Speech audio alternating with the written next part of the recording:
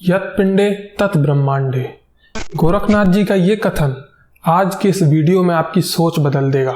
विज्ञान, जिसके बारे में हमें लगता है कि विज्ञान ने हमारे सारे धार्मिक विश्वासों का खंडन कर दिया है। जो भी ज्ञान हमारे वेदों, पुराणों, उपनिषदों में लिखा हुआ है, वैज्ञानिक अनुसंधानों ने उन सभी बातों का खंडन कर दिया है।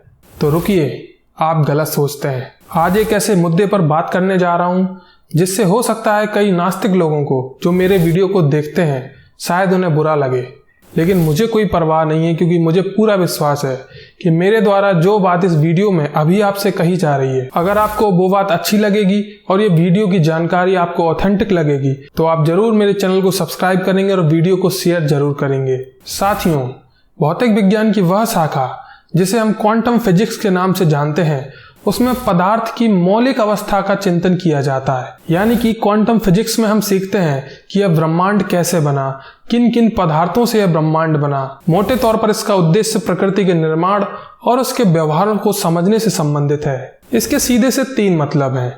यह ब्रह्मांड कैसे बना, यह ब्रह्मांड कैसे चल रहा है और इस ब्रह्मांड का कैसे अंत होगा। यही तीन मूल प्रश्नों पर क्वांटम फिजिक्स बात करती है। और आपको जानकर हैरानी होगी कि हमारे वेद, पुराण, उपनिषद हजारों साल से इन तीन प्रश्नों के उत्तर देते चले आ रहे हैं। नासदीय सूत्र, जो हमारे ऋग्वेद के 10वें मंडल का 129वां सूत्र है, जो कि ब्रह्मांड की उत्पत्ति से संबंधित बातों को हमें बताता है। नासद यानी ना प्लस असद से प्रारंभ होने के कारण इसको नासदीय सूत्र कहा जाता है। इस सूक्त में प्रमुख तौर पर कहा गया है कि उस समय अर्थात सृष्टि की उत्पत्ति से पहले प्रलय की अवस्था में असत यानी अभावात्मक तत्व नहीं था, सत यानी भावात्मक तत्व भी नहीं था, रजः यानी पाताल लोक, मृत्यु लोक और स्वर्ग लोक भी नहीं थे, अंतरिक्ष नहीं था और उन सब से परे जो कुछ भी है वह कुछ भी नहीं था। तो चलो अपने वीडियो के मेन टॉपिक पर आते हैं और शुरू करते हैं। जब इस दुनिया में कुछ भी नहीं था तब क्या था? कुछ तो होगा जिससे ये दुनिया बनी। आपको क्या लगता है वो कौन सी चीज है जो सबसे पहले इस दुनिया में प्रेजेंट थी? जरा बताइए। चलिए मैं बताता हूँ। बिग बैंग थ्योरी के अनुसार, ये मैं नहीं कह रहा, ये हमारी जो सबसे आधुनिक थ्योरी है ब्रह्मांड की उत्पत्ति की, यानी बिग बैंग थ्योरी, वो ही कहती है कि ब्रह्मांड की उत्पत्ति के पूर्व सिर्फ एक छोटा सा कण था और उसमें अनंत द्रव्यमान था और उसमें एक भयानक विस्फोट हुआ। यानी मूल तत्व था ध्वनि, और ध्वनि से ही इस ब्रह्मांड का निर्माण शुरू हुआ। तो विज्ञान कह रहा है कि सबसे पहले ध्वनि थी और ध्वनि से ही सारा ब्रह्मांड बना। ठीक है, चलो एक प्रयोग करो। अभी आप दंग रह जाओगे वेदों के विज्ञान को जानकर। आप अपनी जीभ को बिना हिलाए, यानी जीभ को आपको नहीं हिलाना है, और वो कौन से शब्द हैं जो आप अपनी जीभ को बिना हिलाए बोल सकते हो? जरा प्रयास करो। चलिए मैं आपको बताता हूं। ऐसे तीन ही शब्द हैं जिनको हम अपनी जीभ को बिना हिलाए बोल सकते हैं। आ, ऊ और ये तीन शब्द, यानी आ, ऊ और माँ, ये तीन ही ऐसे शब्द हैं जिनको हम बिना जीभ को हिलाए बोल सकते हैं। और आपने ध्यान दिया होगा कि एक पागल व्यक्ति, एक गूंगा व्यक्ति, अगर वो कुछ भी ना बोल पाए तब भी वो इन तीन शब्दों को बोल लेता है, क्योंकि ये तीन ही शब्द ब्रह्मांड की मूल ध्वनि है और ये हमारे शरीर में मौजूद सभी चीजों को कंट्रोल करती हैं। तो अब ये प्रूफ हो गया कि आ, ऊ और माँ ही वो तीन मूल ध्वनि है जिससे यह ब्रह्मांड बना। और इन तीनों को मिलाकर देखिए क्या बनता है, ओम। जी हाँ साथियों, ओम ही वह ध्वनि है जिससे यह ब्रह्मांड बना। तो फिर अगर ओम ही वह मूल ध्वनि है जिससे ब्रह्मांड बना, तो फिर एक धर्म का, यानी सनातन धर्म का ही उस पर अधिकार क्यों है? यानी ओम शब्द का प्रयोग सिर्फ सनातन धर्म में क्यों किया जाता है? क्या किसी दूसरे धर्म में ऐसे कोई लोग ही नहीं हुए, ऐसा कोई व्यक्ति नहीं हुआ जिसने आज तक ये जान पाया हो कि ब्रह्मांड का मूल ओम है? अगर जाना होता तो निश्चित ही उनके धर्मों में भी ओम जैसा शब्द होता, आपको भी ऐसा ही लग रहा होगा। लेकिन मैं आज आपको बताता हूँ, ईसाई धर्म में अगर आप कभी चर्च में गए हो तो आपने सुना होगा कि जब वो लोग ईश्वर से प्रार्थना करते हैं और प्रार्थना का अंत होने के बाद वो एक शब्द बोलते हैं, और वो शब्द है आमीन। आमीन शब्द पर जरा ध्यान दीजिए। आमीन शब्द में आ, माँ और ना है। लेकिन हमें एक चीज ध्यान रखनी होगी कि ईसाई धर्म का जहां से उदय हुआ, यानी इजराइल, वहां पर अरामाइक भाषा बोली जाती है और अरामाइक भाषा में हर शब्द के अंत में ना लगा दिया जाता है। तो हटाइए आमीन में से ना, फिर देखिए क्या बचता है, आम। ओम की ध्वनि, वही ओम की ध्वनि जो सनातन धर्म में ओम के रूप में विराजित है, लेकिन अन्य धर्मों में वो कहीं ना कहीं विकृत हो गई है। यही चीज इस्लाम में भी आप पाएंगे, वो भी आमीन शब्द का बहुत भरपूर उपयोग करते हैं और बहुत धार्मिक महत्व है आमीन शब्द का।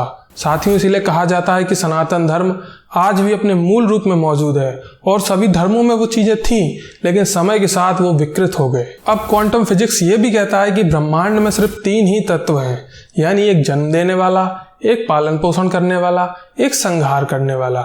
इन 3 तत्वों को वो इलेक्ट्रॉन, प्रोटॉन, न्यूट्रॉन के रूप में संदर्भित करते हैं। आइए देखते हैं सनातन धर्म इस बारे में क्या कहता है। सनातन धर्म में हमें पता है कि 3 प्रमुख देवता हैं, ब्रह्मा, विष्णु और महेश। ब्रह्मा जो कि सृष्टि के सृजन करता है, विष्णु जो कि सृष्टि के पालन करता है और शिव जो कि सृष्टि के संहारक हैं। अभी एक चीज और जो आपको बहुत ध्यान देनी है और ये जानकर आप बहुत खुश हो जाएंगे। अगर आपको किसी चीज का सृजन करना है, यानी किसी चीज को बनाना है, तो आपके पास सबसे ज्यादा जरूरी क्या चीज होनी चाहिए? आपके पास ऐसा कौन सी युक्ति, ऐसा कौन सा यंत्र होना चाहिए जिससे आप किसी चीज को बना सकें? साथियों, हमारे पास अगर ज्ञान और बुद्धि है तो हम किसी भी चीज को बना सकते हैं। और आप देखेंगे कि ब्रह्मा जी की पत्नी सरस्वती ज्ञान और बुद्धि की ही देवी हैं। अगर आपको किसी चीज का पालन पोषण करना है तो आपके पास सबसे ज्यादा इंपॉर्टेंट चीज क्या होनी चाहिए? साथियों, अब बताइए वो कौन सी चीज है जिसका उपयोग हम सबसे ज्यादा करते हैं पालन पोषण करने में? साथियों, लक्ष्मी यानी धन। वही सबसे इंपॉर्टेंट चीज है जो किसी भी व्यक्ति, किसी भी समाज के पालन पोषण में बड़ी महत्वपूर्ण भूमिका निभाती है। तो विष्णु जी की पत्नी लक्ष्मी।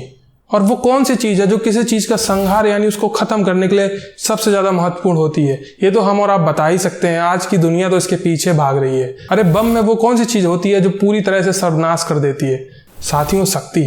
और शिव की पत्नी है शक्ति, जो साक्षात उनके साथ विराजित हैं। साथियों, आज हमारी नई शिक्षा पद्धति ये मानती है कि किसी भी सिद्धांत को अगर हमें आसानी से समझना है तो निश्चित ही हमें वो सिद्धांत कहानी के रूप में समझना होगा। और हमारे वेदों, पुराणों, उपनिषदों में ऐसी हजारों लाखों कहानियां भरी पड़ी हैं जो पूरे ब्रह्मांड के रहस्य को खोल के रख देती हैं। बस समस्या ये है कि हम उन कहानियों को वास्तव में सिर्फ कहानी मान बैठे हैं, जबकि ऐसा नहीं है। वो एक सिंबॉलिक तौर पर कहानी के तौर पर कहा गया, क्योंकि वो हमें सिखाना चाहते थे जो उन्होंने अपने आत्मज्ञान से प्राप्त किया। साथियों, जैसे जैसे विज्ञान प्रगति करेगा और सारे रहस्य जो हमारे धार्मिक ग्रंथों में लिखे हुए हैं वो खुलते जाएंगे, क्योंकि भारत में धर्म और विज्ञान कभी अलग रहे ही नहीं। वही लोग जो वैज्ञानिक थे उन्हें ही हम ऋषि कहते थे। अगर आपको इस वीडियो में दी गई जानकारी ऑथेंटिक और अच्छी लगी हो तो निश्चित ही हमें विश्वास है कि आप वीडियो को लाइक करेंगे और चैनल को सब्सक्राइब भी अवश्य करेंगे। नमस्कार साथियों, मिलते हैं अगले वीडियो में।